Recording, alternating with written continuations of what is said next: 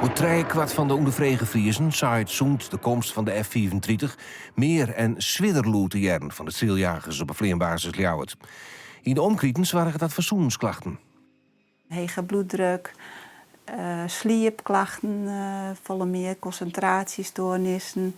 Ja, er zijn op meerdere gebieden is wel op je gezondheid invloed. Zeker als het natuurlijk herhaaldelijk is of langdurig. Dat is wel heel verschillend. En dat het wel op meerdere organen eigenlijk invloedt.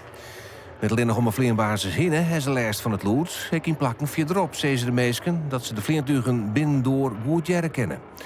Het lood om een vleerbasis heen wordt metten, maar het meet net. Maar dat meten van decibels is net genoeg. Zo vindt onderzoeker Tjeerd Andringa van de Rijksuniversiteit Grains. Je moet eisen van wethouders, van beleidsmakers of wat dan ook, dat ze het gewoon serieus nemen. Dat ze het gaan hebben over hetgene waar het over gaat. En dat is niet zozeer de norm, want mensen houden zich meestal wel aan de norm. Maar aan de kwaliteit van leven die we hier willen hebben. Het geluidsoverlast tast de kwaliteit van leven aan. Dat moet het topic zijn. Op een vleerbasis zeggen ze dat ze net doof binnen van de klachten van oerlijst. We hebben 2 weken geleden met de bestuurders van 3 provincies gesproken, hier de noordelijke provincies. Over hoe zij daar tegenaan kijken en hoe wij daar tegenaan kijken. En hoe we samen kunnen zoeken naar oplossingen. Maar het is eigenlijk ook bijna heel simpel als iedereen gewoon allemaal overlast ervaart. Ja, ik heb geen oplossing daarvoor.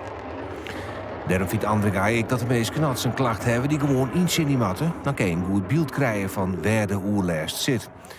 In de tussentijd is huisdokter Kalsbeek benauwd dat mensen die geregeld bij de vleerbasis Delfietsen skeer om het gehoor krijgen.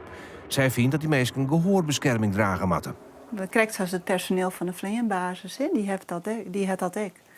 Die maakt dat ook van de Arbowet, maar dat zou ik hielden, denk ik, van degenen die daar heel dichtbij binnen op het moment dat ze vleeren.